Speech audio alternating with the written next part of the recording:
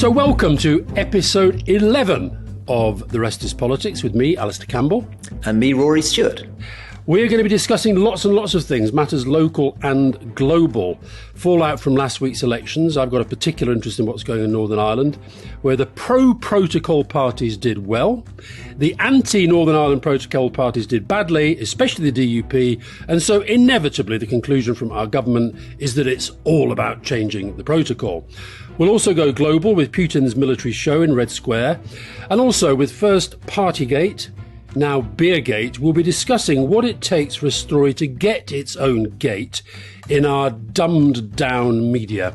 And we'll take, I hope, quite a few of your questions. But Rory, where do you want to start? There's a lot of places that we can start. Well, why don't we start with the local elections? And let's just start with a little bit of the facts and figures. So Labour gained this local elections in Britain, Great Britain. Labour gained 108 seats. Conservatives lost 488. And Lib Dems gained 224. Quite surprising. That's nearly twice as many as Labour. Probably slightly larger losses for the Conservatives than most pollsters were predicting. But of course, inevitably, as we said in last week's show, not as big a loss as number 10 were trying to brief out, which of course helps Boris Johnson. Probably not a catastrophic enough loss to be able to topple him immediately. Labour's got 5 more councils. Conservatives have lost 11. Lib Dems put on 3. So that's the situation in Great Britain, and then maybe we'll get on to Northern Ireland. Well, I mean, before we leave Great Britain, I do think that the Tories' expectation management was so sort of transparent, but it's just such a benefit to them to have so much of the media that will just play the game for them. You literally had newspapers like the Daily Express saying better than expected results, bullish Boris back on track. I mean, these newspapers have become like pamphlets. You know, we were talking last week about whether it's still, in fact, there was a question this week, is it still worth knocking on doors and putting leaflets through doors? You don't need them if you're the right-wing papers, because you have these newspapers, you know, the Sun, the Mail, the Telegraph, quite often on a bad day, the Times, just sort of, and the Express, just coming through and saying what the Tory party wants you to hear. So I actually think that the elections were pretty disastrous for Johnson. I think Labour did very well in parts of the country, would like to have done better in other parts of the country. I agree with you. I think the Liberal Democrats, funny enough, I think did well where they need to do well to help when we come to a general election. I think there was quite a lot of tactical voting going on. I think that would be quite interesting. And Northern Ireland just, you know, it won't surprise you to know that Northern Ireland just sort of does my head in, because you know, we have this situation where there's just 2 points I'd like to start with that never get made these days, which is that Boris Johnson said there would be no border in the Irish Sea. Boris Johnson said there would be no checks on goods between Northern Ireland and Great Britain. Famously, and over my dead body, didn't he? Over his dead body. Yeah. The border is there and the body is not dead. But his body is often doing odd things. You remember his body was going to lie down on the runway Heathrow, to try to prevent the building of the third runway at Heathrow. Did he put his body on the line for the Afghans? I think he might have put his body. His body ends up in a lot of strange places. It is a large corpus, but I think it's just these problems that the DUP are now going on about. They stem from 2 things: their support for Brexit and their trust in Boris Johnson. So can I take it back? Because I think not all listeners are necessarily following all the details of this. So let me try to give my best simple explanation of this. The fundamental problem, which was at the root of what Theresa May was trying to do with her backstop, which was essentially a sort of customs union, was to try to make sure that Northern Ireland didn't really need to choose between having either a border between Northern Ireland and the Republic or a border between Northern Ireland and Great Britain. And both of them are disasters in different ways. Yeah.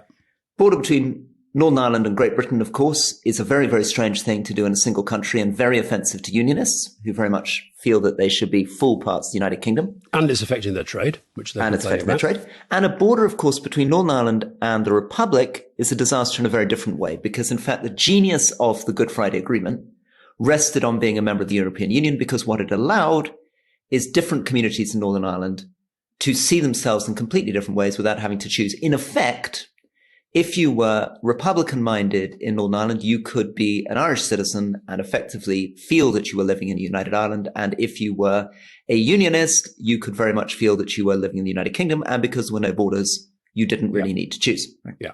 So the problem with this, of course, is that if you wanted, as Boris Johnson wanted to do, and some of the hard Brexiteers wanted to do, to get independent trade deals, in other words, to be able to sign up deals with Australia, for example, they were going to have borders. Otherwise, Australian sheep, for example, would come in tariff-free into Britain and be able to get into the European Union, where it should be facing 30% tariffs. It would wipe out European farmers. So quite understandably, Europe was not happy to have Britain signing independent trade deals if it meant stuff flowing into Europe without them being able to check it or stop it. Yeah. So there were two answers to that. Either you stay on the customs union and give up on independent trade deals, or you go for these independent trade deals. But if you go for the independent trade deals, you have a big problem because you've got to put a border somewhere. And it was this fundamental truth that Boris Johnson denied all the way through his leadership campaign, all the way through the election. And the biggest example of his claim that he could have his cake and eat it too was around this issue of Northern Ireland. And also, you go right back to the referendum. John Major, who started the whole ball rolling, Tony Blair went to the Peace Bridge in Northern Ireland and were very, very clear that this was a real danger. And now we're here. And yet again, what are the Tories government doing? Blaming the European Union, saying it's all their fault because they agreed to this protocol, which at the time was absolutely brilliant. The protocol was the thing that allowed Johnson to say, I have got Brexit done. And we're now seeing the consequences. And I think the other thing that's worth saying about the DUP backed Brexit. People of Northern Ireland did not, the majority did not back Brexit in Northern Ireland. The DUP did. They got into bed with Theresa May for when the political... No, they destroyed Theresa May. In the way they did, they did. They They put it this way, they exploited her political weakness. Yeah. They got quite a lot out of that in terms of money and power and all the rest of it. And now they're in a situation where the Unionists having run Northern Ireland when the institutions have been there for a century, they're now saying that because the Good Friday Agreement hasn't delivered them as the number one party out of an election, suddenly it's all about the protocol. And, to be fair to Michelle O'Neill, the Sinn Féin leader in the North, she was very, very clear that the protocol can be changed, can be resolved. That has to be done between the UK government and the European Commission. It is not what this election was about. And I think the DUP, they've either got to be serious about maintaining the principles of the Good Friday Agreement or just keep playing politics. And I think that'll just get people more and more angry. The whole thing is very strange, isn't it? Because it was very difficult to understand why the DUP were campaigning against Theresa May. So let's just get into the protocol for a second and explain what the protocol is, because I'm aware we're throwing all these different things around. So basically, the protocol put a border down the Irish Sea. It resolved the problem, which we talked about, of how is Britain going to have independent trade deals and still have no border between Northern Ireland and the Republic by saying, okay, there won't be a border between Northern Ireland and the Republic. In effect, Northern Ireland remains in the single market, remains in the customs union, goods can flow back and forward, people can go back and forward, so that, to return to what we were talking about, if you were Republican-minded, you were living in Northern Ireland, you could very much feel you were a full citizen of a united Ireland without having to worry about a border, right? But in order to get the trade deals, what Boris negotiated, and this was his oven-ready deal, and which he said was a much better deal than Theresa May's deal, was to put a border down an Irish Sea so that he could do trade deals between Great Britain and other countries, and these things would then be checked before they got into Northern Ireland, because once they were in Northern Ireland, of course, they could flow freely into the Republic. Yeah. And what was so bizarre about it is this was, of course, absolutely obvious for 2.5 years worth of the Brexit negotiations. It's what poor Theresa May kept saying. Right? She kept saying, you're not going to be able to get another deal out of Brussels. But there's no other deal that you can get. Brackets, unless for some weird reason you wanted to put a border down the Irish Sea. But obviously Boris had promised over his dead body there would be no border down the Irish Sea. So the question is, what were the DUP thinking? What were the unionists who chose to back Boris thinking? They actually destroyed Theresa May and brought in Boris. It was their refusal to vote, in particular for things like the customs union, that meant that her deal failed. Why did they do it? Because I think they fantasized that actually Boris would not betray them. It's the story again and again in Boris Johnson's life, which is as you've said several times, there's nobody he's ever met that doesn't have some story of betrayal. But this one is enormous, and I can understand why they feel betrayed and let down, but it was pretty damned obvious what was happening. And they have to take their share of responsibility of that. And they're now playing the game of saying it's all about the protocol. We can't go into the executive.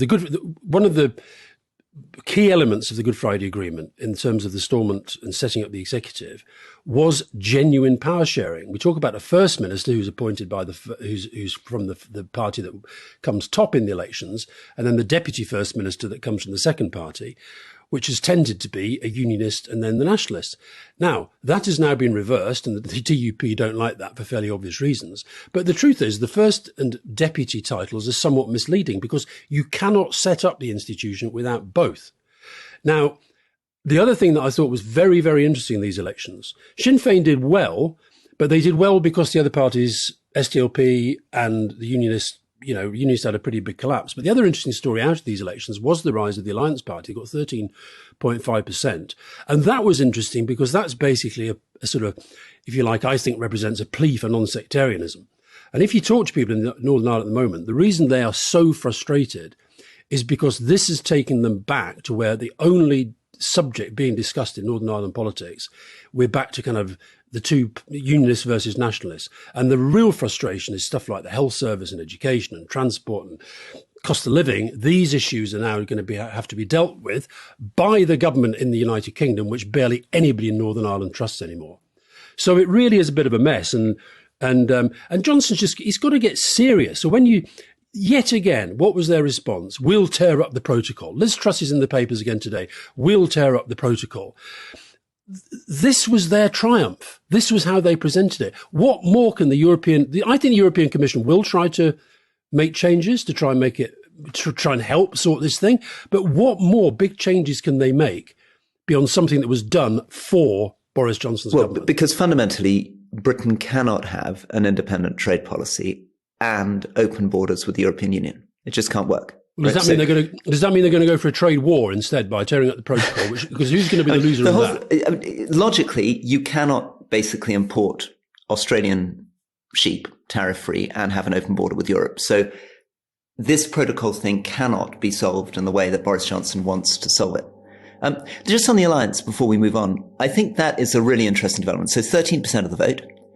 And it's a party which started as a moderate unionist party, but now attracts increasing numbers of voters right the way across the spectrum on them. But it's a reminder also, I think we talked about this before, how little people in Great Britain, I think about Northern Ireland. Mm. It's quite striking, for example, that one of the major policies on the Alliance platform is that Catholics and Protestants should go to the same schools. Mm. Yeah. And the fact that they find it necessary to say that is a reminder of how different politics is in Northern Ireland from politics in the United Kingdom. Well, and certainly education is very, very different in Northern Ireland. You say, let's leave Northern Ireland. I'm going to neatly use a bridge or even a ferry to take us from Ireland to Scotland with this brilliant question from Stephen Munro. Now, I know Stephen Munro because he works on the Corran Ferry, which I told you a couple of weeks ago is one of my favourite places in Scotland. His question is this, Rory. With the Ulsterification of Scottish politics since 2014, where does Rory see votes coming for this new Liberal Unionist party that he wants? Do they come from the Unionists or do they come from the Nationalists? So tell us more. There's quite a lot of interest in your thoughts about an a Scottish Liberal Unionist party. Actually, I've just said, having said that, Rory, that says SLUP. You can't call a party SLUP, can you? Scottish Liberal. You might have to get Caledonian. No, that doesn't work either. Well, it was a bit like Rest is Politics. We couldn't do it RIP. It wouldn't really sound like it had a long lifespan, did it? I think the answer is that there are many, many people in Scotland who are put off by what they see as right-wing conservative culture war, who don't really think the Labour Party in Scotland has reformed and is a sufficiently flexible modern party, and who don't like the SNP perpetually obsessing about independence and therefore find themselves in a difficult position. They either So you take votes from both sides? Well, they either hold their noses and vote for Conservative or Labour with a lot of reservations, or they hold their noses and vote for SNP with a lot of reservations about their campaigns for independence. If you could produce a party that was genuinely progressive, genuinely, I think, a party of the centre, but which was not obsessed about this issue of independence, I think you'd get a lot of votes in Scotland. Is that not the Liberal Democrats? Could that not be the Liberal Democrats? Well, the question I think that we keep asking in these shows is around the question of, is it not the Liberal Democrats? And obviously for somebody like me who's obsessed with the possibility of creating a moderate centre party, the question is always, why isn't it the Liberal Democrats? And that's really difficult to answer. I mean, it's been the question really since the 1920s. I mean, Britain is a moderate country. We're a country that basically has a lot of people who want to vote for the centre ground. And for some reason, the Liberal Democrats and its predecessors never really worked. And why is that? I think it's partly to do with the fact that, very sadly, it's got an insane constitution. It's run in a very, very odd way by its members. It's very difficult to reform. So if you and I were to set up such a party or join the Liberal Democrats, the first thing you'd have to do is a Tony Blair-style Clause 4 moment, where you'd have to really challenge the Lib Dems on their constitution if you were really going to produce a winning machine. Okay, now shall we go to London and how significant do you think that was? And I know you're sort of quite seized, as was I, when you dig into this story in Tower Hamlets. I can remember back in the day, we talked about this when we talked about expectation management, when Ken Baker was Tory party chairman and went around saying, oh, we're going to lose Westminster and Wandsworth. And then, of course, they knew they weren't and they didn't. So actually, to lose Westminster and Wandsworth and for Labour to win that was pretty seismic.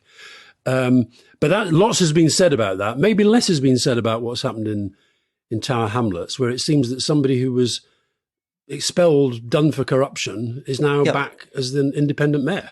Yeah, well, let's just sort of, for people who are not following the stories closely, Lutfur Rahman was born in Sylhet in Bangladesh. But grew up in Britain, solicitor. He was a Labour councillor in the late 90s and then Labour leader of Tower Hamlet Council. And then a system was set up to have a directly elected mayor, an executive mayor in Tower Hamlets. And initially, he was the Labour candidate to be that mayor. But there was a huge controversy, and this is going back to the early 2000s, where it was alleged already that he was beginning to use corrupt practices to try to push himself in to be the mayor, and Labour deselected him. So he then stood as an independent and won once, won twice. And it was only the second time that he won that people were really able to bring a case to the High Court on electoral corruption. And they won the case in the High Court. They won the case in the High Court, proving that he'd done the most extraordinary things. He had quite clearly been involved in people who were voting twice and fake names on ballots. He was clearly involved in treating voters as a very 18th century practice where you buy people meals. He managed to get 101 imams to launch letters, a sort of spiritual campaign for him. He made incredibly offensive false claims about his Labour opponent, accusing him of being a racist. And he seemed to bolster his position as mayor by giving out nearly 3 million to completely ineligible local organizations, it seemed, in return for people mobilizing their vote for him. So on the basis of this, the High Court found against him. He was debarred from running for 5 years. He was struck off the list as a solicitor. And now he's back. Right? And so what's troubling about it? Firstly, it's pretty troubling, this form of politics. It's clearly what's happening here. And I think actually there are different versions of it in different parts of Britain. We were talking a bit about Northern Ireland. I saw a little bit of this in Glasgow, where I saw people campaigning very, very strongly around their Catholic identity and around the Catholic Church, around Celtic Football Club. But here it's much more extreme. This is really about him mobilizing a very traditional Bangladeshi community in Tower Hamlets with huge pressure from imams, funding which appears to be coming in from local businesses. People worried, at least they claim to be worried, that if they don't vote for him, they're not going to get housing, they're not going to get support. Real political machine stuff that we haven't seen that much of in Britain. And I think, to cut to the chase, it's an outrage that he was only banned for 5 years. He should have been banned for life. But that sits not very well with your... I mean, I agree it's pretty extraordinary that he's back in office, but that doesn't sit well with your principles in relation to another area that we often talk about, which is rehabilitation and prison reform. Is there... No, but seriously, is it possible for somebody to be punished in that way and then to come back as a reformed character? That is a fairly rhetorical question.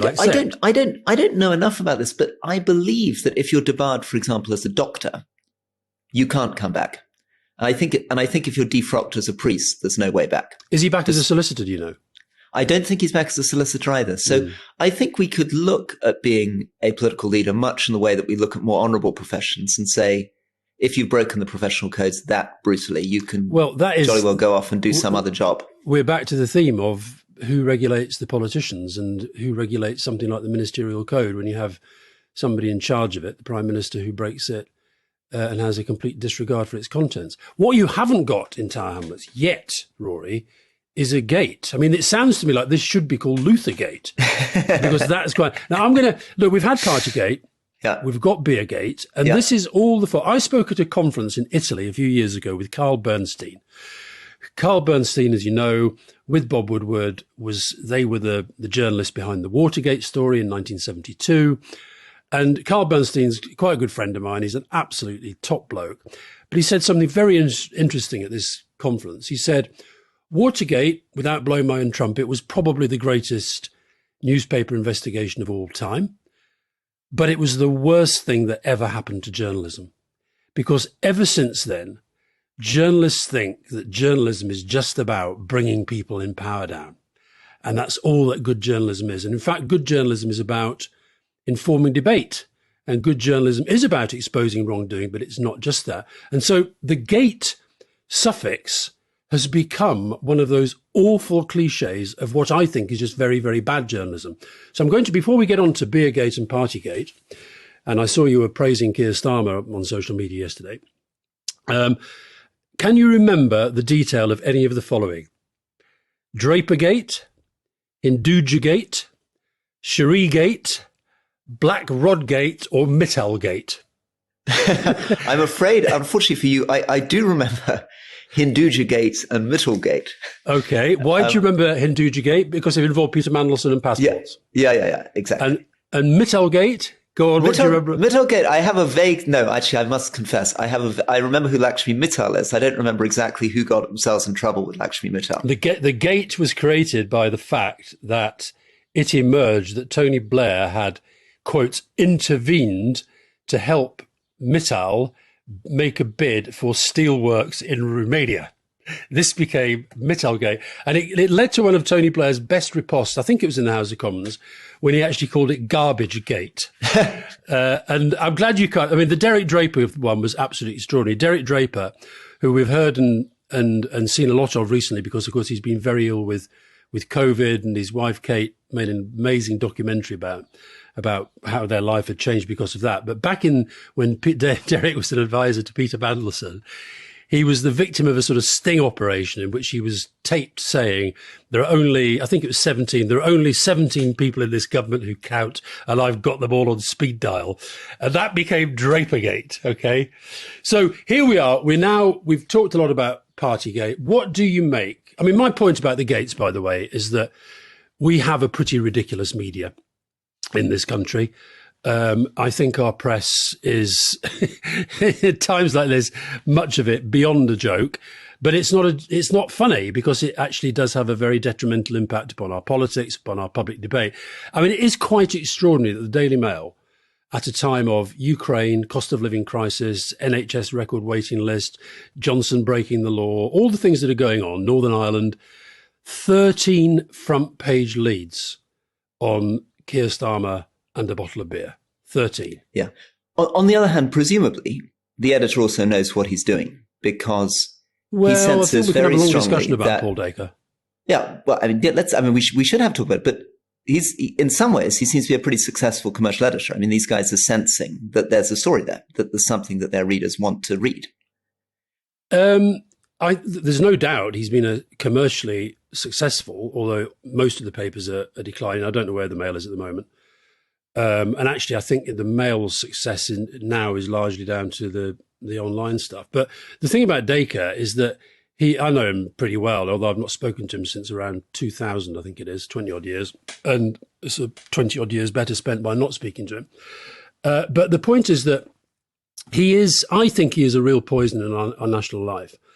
I mean, for these guys to accuse Keir Starmer of hypocrisy, a newspaper owned by a nom-dom, which is perfectly happy to campaign against, tax dodging, edited by somebody who fiercely anti-European, but very happy to take European grants for one of his many, many estates up in the Highlands of Scotland, with another home in one of the tax havens. I mean, these are people who, if they were subject to the sort of abuse, vitriol, scrutiny, investigation that they put upon others, would not survive 10 minutes. But of course, there's a mafia. Couldn't agree more. Which is why I think I didn't pull you up hard enough a couple of weeks ago, where you said, in response to my saying, actually, how unpleasant it is being an MP, you said, well, yeah, they've just got to get thick skins. But I think it's very, very difficult actually explaining to somebody who hasn't been a member of parliament just what you're asking when you say, well, they've just got to have a thick skin. I was a bit more sympathetic than that, Rory. I was a bit more sympathetic than that. You have to develop a thick skin. But you also, the other thing, you have to take these people on, in my view. And far too few people in politics are prepared to stand up and say, these people damage our life. We've got an election going on in Australia at the moment with Scott Morrison, who's another kind of Johnson Trump style populist. And I watched their TV debate the other day with him and Albanese, the opposition leader. And honestly, I felt so sorry for the woman who was moderating it, because they just basically sort of shouted slogans at each other. But then I read this piece by a guy from the University of Melbourne who'd written, there's a thing called The Conversation, which is post-academics writing about. Yep. And he wrote this piece about really interesting but searing analysis of the impact of Murdoch on Australian politics. I think many of our owners and editors have given up any pretense that they have a positive democratic role. So what you've seen with the Mail in recent days is, and the Sun and other papers in relation to Keir Starmer, is simply an attempt to persuade the public. Yes, they don't say this. Yes, Boris Johnson's a terrible Prime Minister and he's done some terrible things, but they're all as bad as each other. We have to show that Keir Starmer is as bad as Boris Johnson. That's what they're doing. And it's got to be called out. Basically, what these papers are doing is they are party political, aren't they? They're very clear that they're conservative papers and they're supporting conservative candidates. And in fact, they have a tradition, British papers have a tradition of coming out before elections, actually declaring for one party or another. You know, famously, The Sun coming out against Neil Kinnock, last person out of Britain, turn the lights out and stuff. But you worked for the Mirror, which was basically out to get the Tories and boost Labour, right? I mean, is the Mirror not just doing absolutely. the same thing? What I think is different, I think that the Mirror was in my day and is today a paper that supports the Labour Party. But if you look at, for example, the way that the Mirror covered the stories about Dominic Cummings, which they broke, okay, yes, because it was their story, they pushed it very, very hard. But I think if you go back and look at every single thing that Pippa Crerar wrote in the Daily Mirror about that, yes, you'll see the commentary. Yes, you'll see the headlines that are very kind of pointed. What you don't see is stuff that's just frankly made up. You don't see, I mean, for example, you had a situation with, which Nadine Dorries tweeted out, a picture of Keir Starmer having a curry. Now you look at that picture and you think, oh, well, that must be, he's having the curry at that event. You then see the whole picture. It was with Frank Dobson, who's been dead for several years. But let me push back on this though. The Daily Mirror printed stories about Boris Johnson during Partygate, showing Boris Johnson drinking. And of course, those were not actually pictures from that event. So I think what you've seen with the Mail, you've seen it again today. They've been banging on a recent front page, Keir running away from the opportunity to clear the air. He goes out and does what he does, says he'll resign if he gets a fixed penalty notice. Quotes, he's piling pressure on the police. So what they do, this is what I think we mean by let me push back for a second. I agree with you that these newspapers are deeply, deeply damaging. I think where I differ from you, and of course this is a difficult thing to say to you as a veteran Daily Mirror journalist, is that it's actually going on across the board. I found myself in the Daily Mirror being accused of saying things that I hadn't said. And some of the most unpleasant experience of my life was connected with those kind of articles. So I think that it is a broader problem of tabloid journalism. Now, you're right, of course, that the majority of these newspapers are right-wing newspapers. So the Daily Mirror is a bit of an outlier here. And maybe that is why I defend the Mirror, other than the kind of... Look, and I'm not going to defend the Mirror, right or wrong.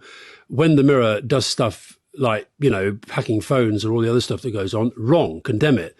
But I think I can remember when you mentioned Neil Kinnock, when I was a journalist covering Neil Kinnock, I remember a trip we did to America when Ronald Reagan was president. And you honestly felt like I was with a group of people who were basically part of a kind of anti-Labour squad. And I think that's what you've seen with Keir Starmer. And I think the other point about Keir Starmer, let me just make this point, Roy. The point about Keir Starmer I think they understand that for all that people say about Keir, he hasn't got charisma, all the other stuff that gets said, I think a sort of basic sense of decency and public service is starting to come through about Keir, and I think it's worrying them. So they've got to try and drag him down to Johnson's level. Of course. And of course. But let's just get to the Keir thing before we go to the break, which is fundamentally, he's got a big problem. He faced a big political problem. He has made a huge deal, making some very, very strong moral statements about Boris breaking the rules and getting a fine from the Metropolitan Police. I personally think that was a mistake. What he should have focused on is Boris misleading Parliament, Boris Johnson misleading Parliament. That I think the public probably sense that, and it's a difficult thing for a politician to say, but that many people may feel that they bent the COVID rules, may feel that what happened in Downing Street was not the most serious thing in the world. What was much more serious was him lying about it to Parliament, him standing at the dispatch box doing that. If Starmer had really put the emphasis on that, so that you didn't get the Conservatives saying, well, isn't this just a bit like getting a speeding ticket or something, right? He would have been in a safer position now. But the problem is that if the Durham police fine him, he's put so much emphasis, given the impression that the fundamental crime of Boris Johnson was doing something that got him fined by the police. He really has no alternative other than to resign. And I agree with you. He is a man of integrity. I'm extremely pleased that he's come out and said that he will resign.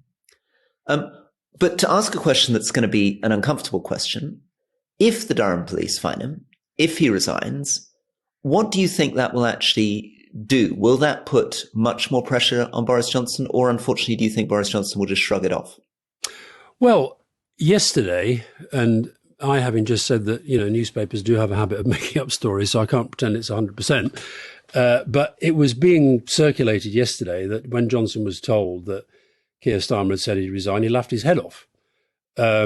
I think, we already know that Boris Johnson sort of doesn't do shame. He doesn't do accountability. He doesn't do responsibility. He doesn't do guilt. Whatever he feels as he's looking at himself in the mirror, none of us know. But I don't think he will. But I think it does. One of the things that's been happening, I think, in our politics and by the way, I agree with you. And I said at the time that I think it was absolutely fine to attack Johnson over the party culture, over breaking the law. But the big point about Johnson was misleading Parliament. It was lying in Parliament. Now, he still maybe got done on that through the Privileges Committee. That could happen. We still haven't seen Sue Gray's report as well. Other things may emerge. But I think if you're making a big thing about decency, about values, about standards in public life, then I think he had no option but to say, Now, what I was surprised is that he didn't say, unlike Johnson, I will fight this in court if I have to. Because you are really putting your hands now into, I'm sure there are some great coppers in Durham, but, you're talking about a police force that basically decided to do nothing about Dominic Cummings. Now, I don't know whether pressure was applied or not. I have no idea. But at least I think, funny enough, I've just been for a swim this morning and there was a guy in the queue who's a doctor. And he just said, oh, my God, it was such a relief yesterday to see a politician actually doing something of honour and integrity. I couldn't agree more. And I think that's a good moment, which we're going to go to the break.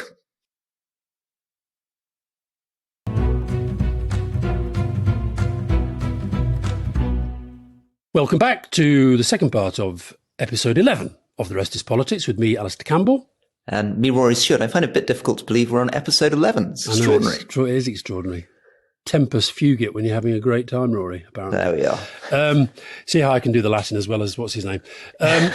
Let's kick off the second part with a question from Isaac Jones. He wants our opinion on recent Chinese escalation in foreign policy. And he says this: they have more ships than the American Navy, they have a bigger nuclear arsenal, and they are debt trapping African and Asian countries, which is a way of, spreading their power and their influence. And I think the Russians have been, up until their recent problems, have been playing a similar game. Well, I think we got to start first with the scale of China. One of the very strange things is that people forget that from the time of the Roman Empire right the way through to the 18th century, China was by far the largest country and economy on earth, probably 50% of the global economy for that whole nearly 2,000-year period. And that the last couple of hundred years have really been the exception, with China coming down the ranks, and it's now rising up again very, very fast. And if you look at it in purchasing power parity terms, its GDP is immense. And it's very difficult to imagine a world over the next 200 years where China is not really the dominant power. Now, so the question is, what's China going to do with that power? And this is very, very difficult to answer. My instinct is, having dealt with Chinese diplomats, and actually I was born in Hong Kong, and my father spent nearly 50 years of his life working in and around China, is that the real threat that China might pose in national security terms is to Taiwan. I think it's very, very likely that Xi Jinping will decide that part of his legacy involves trying to incorporate Taiwan back into China, and we need to prepare for that and plan for that and think what we're going to do were they to attempt to do that. And remember, it is almost impossible to imagine successfully, sadly, whatever our obligations are towards Taiwan, imagining a major war being fought, because as soon as those US aircraft carriers begin sailing towards Taiwan, and the first one is sunk, which is 5,000 American sailors dead in an instant, it's very difficult to imagine the US population wanting to continue that kind of conflict directly. Ukraine is very different. Right? That's being done through a proxy. It's not involving thousands of your own people dying. But I don't think China has the sort of global ambitions which would involve it trying to intervene militarily in places like Africa. In fact, I very much felt when I was dealing with the Chinese ambassador in Afghanistan that China thought that the United States and Britain were out of their minds doing these military interventions in places like Afghanistan, Iraq, and that, as the questioner implied, China could get much more of what it wanted through its economic weight and force, and it didn't need to get into micromanaging the politics of other people's countries. But they are absolutely ruthlessly focused on a pretty hard-edged soft power, is how I would put it, right across Asia and right across Africa. And I think we've been a little bit blind to that. I think it's absolutely right. I mean, if you look where I'm speaking to you now from the Middle East, China has put in something like $327 billion in investment into this region through its Bridge and Road Initiative. But I think it's also important to understand there is a weakness there, a potential weakness there. The fact that you own something in another country, Chinese state company owns a port or a Chinese state company owns a mine, we tend to imagine that means that they've got it forever and that they can secure that port and that mine. But of course, as Britain discovered with the Suez Canal, it doesn't always work like that. Britain owned the Suez Canal, NASA decided to nationalize it, and ultimately there's not much you can do. And this is beginning to happen in Africa. Well, you also see here, I was talking to somebody the other day who was telling me that the flight of property capital from London to Dubai as a consequence of what's been happening in Europe, in Ukraine, because of all the Russians, is so events will drive that change as well. But I think we're kidding ourselves if we don't think the Chinese have been incredibly strategic about what they've done there. Yes, and with a very, very long-term plan. But they have to, like anyone, balance it. African countries can be very nationalistic. And if China attempts to overplay their hand, it's perfectly possible that these countries will simply renationalize ports, which is what's actually happened in the Horn of Africa. Countries have turned around and they've expropriated investments from the Gulf, for example, and they could do the same with China. So don't assume just because China's bought a port or a mine that they're going to be able to hold on to it forever. Now, and talking of military power and displays thereof, the Putin show was a bit weird in the end. I mean, he didn't look very well for a start. And I always have a thing when I go to Burnley, if I'm sitting in the director's box at half time, if it's cold, they come around with blankets and give you a blanket to put on your knees. And I always say I wouldn't be seen dead with a blanket over my knees, and yet he had a blanket over his knees, which is weird, right? And he was coughing, and he's only 4 years older than you.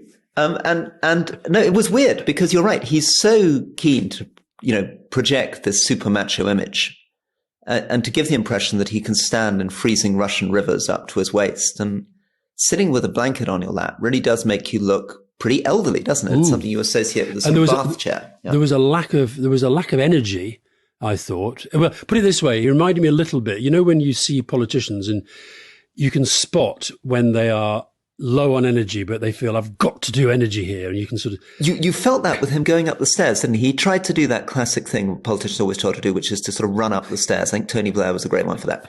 But you could see, I think his left knee is clearly bothering him because he's actually struggling a little bit to get up the stairs at the pace at which he wants. But let me try to sort of go to the oddity of that story. Everybody was building up that speech. So the great speech, speech, famously, the great military parade, one of these great visions that takes you right back to the Soviet Union, the tanks rolling through, goodness knows how many, maybe, hundreds of thousands of soldiers marching, all looking over their right shoulder and saluting. But he didn't do what people thought he was going to do. He didn't double down. He didn't make some great general mobilization, didn't announce that he was going to march to Kiev, let alone Warsaw. And I think that is something that's worth thinking about, because you can interpret it in one of two ways. If you're feeling more aggressive towards Russia, you would take this as a sign of weakness. And it might encourage some people in the United Kingdom and the United States to think, okay, we need to double down.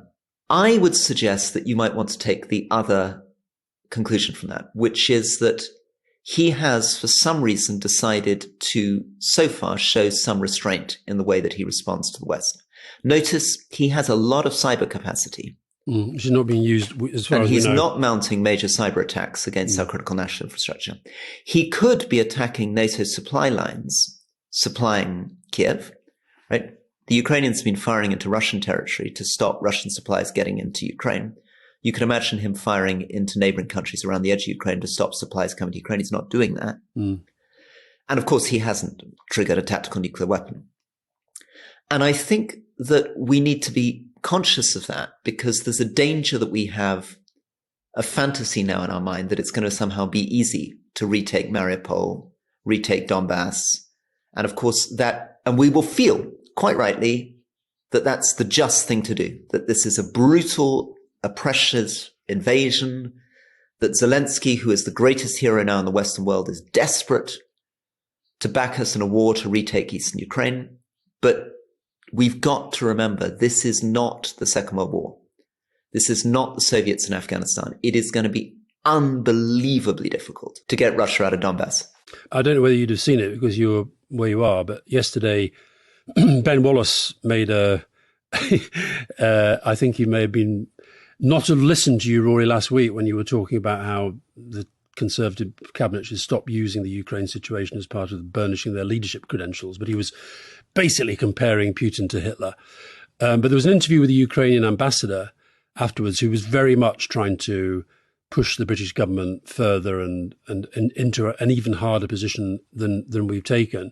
I'll tell you the thing that slightly troubled me is one of the things that's been quite interesting about this whole Ukraine war has been the extent to which the Western intelligence seems to be ahead of the game at pretty much every step. And I assumed, reading all the stuff that in the build-up to Putin's speech, that some of that was being informed by that. So one of the thoughts I had as to whether they weren't quite as plugged in, or do you think I'm reading too much? No, I think you're absolutely right. I think we don't have much access to the immediate thinking around Putin. We don't know where the intelligence came from that gave us that initial information on the invasion. But I think we should be very, very cautious about concluding that we have an exact picture of what's going on. I also think that we have to ask the cliched question, which has to be asked again and again: where does this end? What realistically do people think is going to happen here? What really would be involved in trying to do the kinds of things that people in Britain and the United States are talking about? When they talk about Hitler, right? There's a lot of talk about, as you say, people use this analogy all the time now. They talk about Putin being in a bunker. They talk about, how he's got to go. They have a sort of fantasy that, like in Afghanistan, because the Afghan war went wrong, that's going to lead to the collapse of Putin. I think we need to be honest about the fact that there is no reason to believe that at all. There's absolutely no reason to believe that Putin is about to fall. And there isn't much reason to believe that Ukraine is really in a position to recapture eastern Donbass.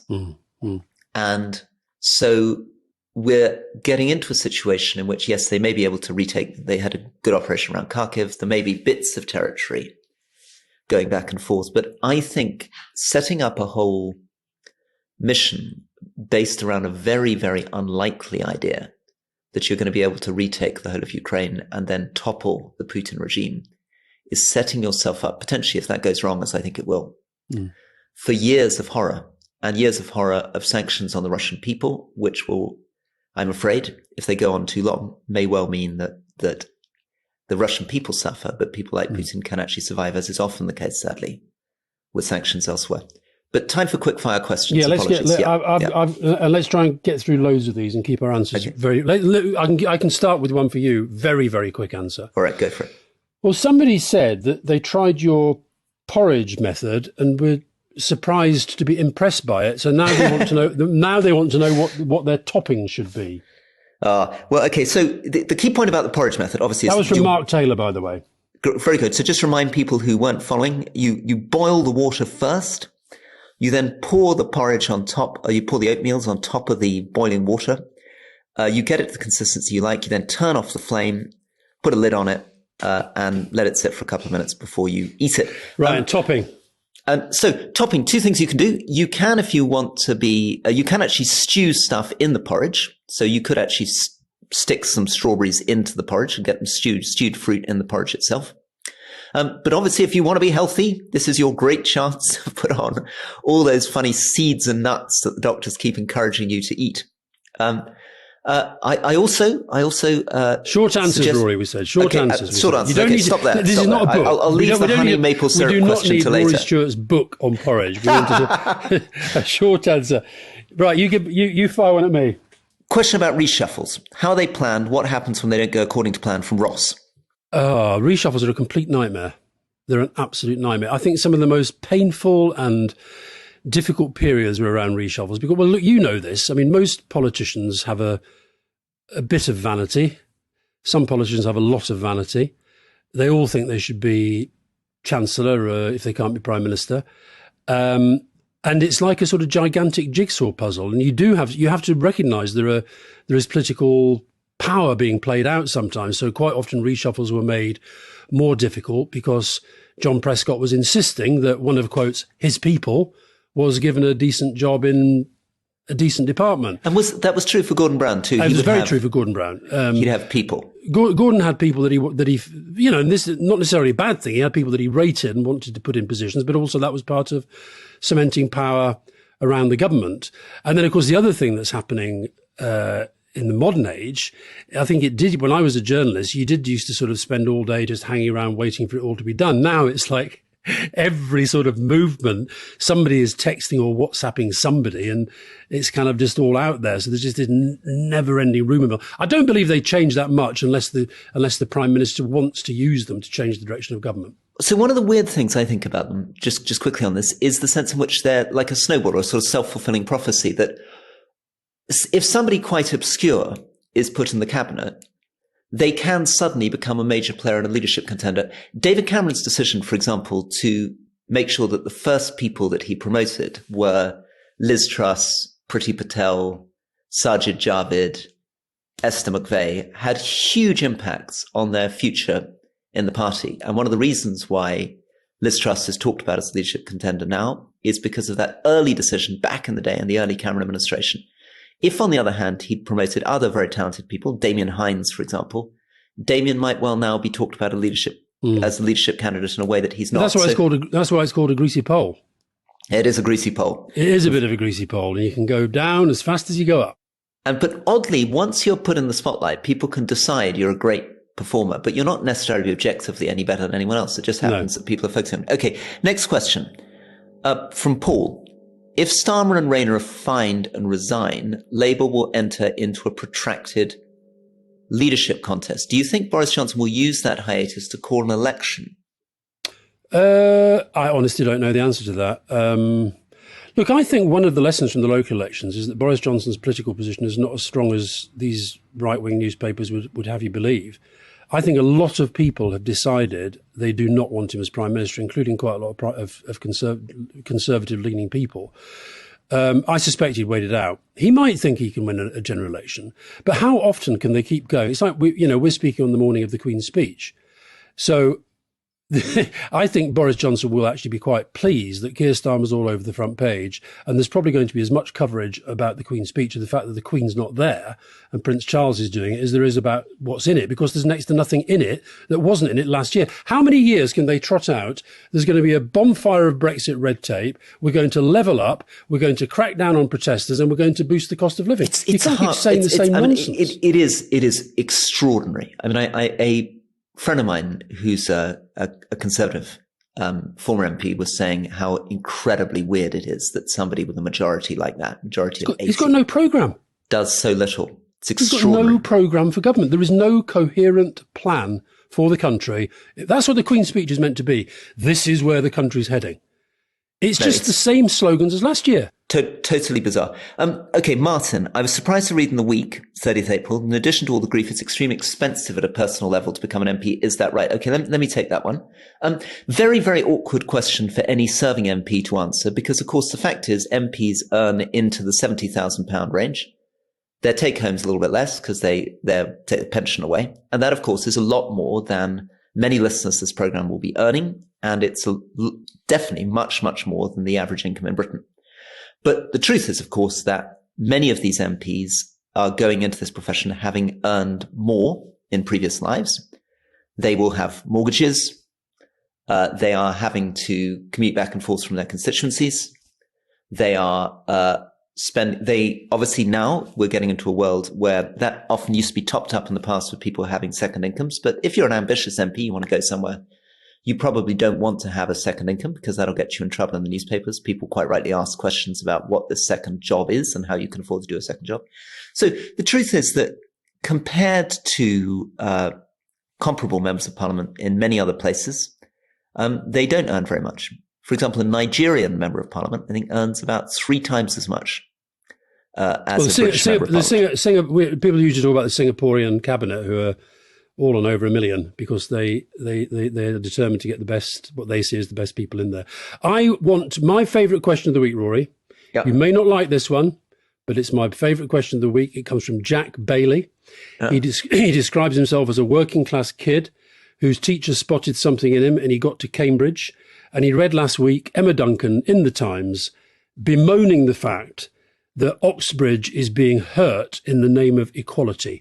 And Jack wants to know, is admitting people like me degrading Oxbridge, or are upper-class people worried that their privilege is threatened? It won't surprise you to know that I'm in the second camp on this one. Well, I think it's a very difficult choice that places like Oxford face because they are trying desperately, quite rightly, to judge who the very brightest students are. And that's a difficult judgment to make with a 17, 18-year-old if one lot of them who've been to private school have been put through a much, much more intensive education system, which has given them a huge opportunity to digest an enormous amount of information and has practiced them in producing very slick answers. So if all you're doing is looking at how somebody performs in the exam aged 18, you are going to tend to take people who've been lucky enough to have the privilege of going through a much more intensive education system. Because this is something, again, that we keep coming back to. But the truth is that if you go to a private school, you get simply more hours of tuition a week. You get smaller class sizes. And they've got the connections. The schools have the connections into Oxbridge. Not just the connections. It's not just the connections point. That's a cheap and easy point for you to make. No, but it's true. They have. That's what they exist to do. It's also true. The state schools are less adept at getting their kids in, and it's not just because the kids are less intelligent. Not just because of the connections. It's because of the fact that they haven't been trained as well for that exam. And so the judgment that the universities have to make is to try to work out who the genuinely bright kids are. And they can't do it purely off the exam. They have to wait for the fact. They have to put in some waiting for the fact that people who havenn't been trained as hard may perform less well in the exams, but may turn out right. After But 3 years they also have to accept, the colleges have to accept that though some of them talk a good game on access, the change has not been nearly as good as it could and should have been. IMHO. Anyway, that was my favourite question of the week. Thank you very much, Jack Bailey. What was your favourite question of the week, Rory? Okay. Well, look, I'm a real fan of a guy called Tom Morris, who's at Bristol Old Vic, and he's written in to say, you seem keen to break it with a new party, which you hope might escape the toxic mudslinging discourse of PMQs, etc. But in the last podcast, you defend the opposition architecture of the House of Commons, advocate for the mayoral system rather than a committee system, stand up for the adversarial British legal system. Very good point. So wouldn't your hope for a new party work better with a more European system that was more PR, more collaborative, and a new circular chamber? What do you think about that? Well, I think that question was directed at you. I'm with him. I was arguing for the change of the, and you were saying, no, let's stick with sort of, throwing swords at each other. I don't think it needs to be an either or. I think you can have a proportional representation system and still have a proper adversarial debate. I think adversarial debate is a really good way of clarifying things, and I think it suits a bit of our temperament. And I don't think that we need to think that discussion and argument need really mean that that you can't find your way towards sensible policies. In fact, I think it's often a really good way of clarifying. You don't want to just be stuck in a grey sludge of fake agreement. You want to get to that moderate radical centre ground through argument. I thought your favourite question might have been the one from Ben Gray, who says, Alastair Campbell always sounds like he's right. When was he ever wrong? I think, look, we're coming to the end of the podcast. I really don't have time. We'll go into that another day, maybe. And you're going to tell us next time how fast for Peach your park run time was. And we're going to have a race against each other. My park run was incredibly slow because I was going backwards and forwards to talk to people. I've got quite a funny one that I think we should close on. Well, first of all, a comment. Somebody made a comment, Rory, that Rory Stewart can't go on forever being a cross between Ranulph Fiennes and Alan Wicker. I thought that was absolutely brilliant. But the other, let's try this one from Anthony W. What's the funniest heckle or sledge or put down of an opponent you've ever heard in Parliament? And I'm going to alight on the word sledge because I think that's an Australian cricketing term. And my favourite was Paul Keating, who I absolutely adored, Australian Prime Minister. And he saw off about 6 leaders of the opposition over his time, and I think actually would have been more than a match from the wretched ScoMo, whose election's on May the 21st, by the way. But Keating was up against one of these Tory leaders who was absolutely fulminating, red in the face, raging at him. And Keating got up and says, I think the right honourable gentleman should learn to calm down. He's no spring chicken. After all, I knew him when he had grey hair. That's beautiful. That was the end of him. I think it's too good. We'll let you finish on that. Okay, great. Well, listen, it's been lovely to talk to you as ever. Have a nice weekend, Jordan. See you next week. Bye-bye.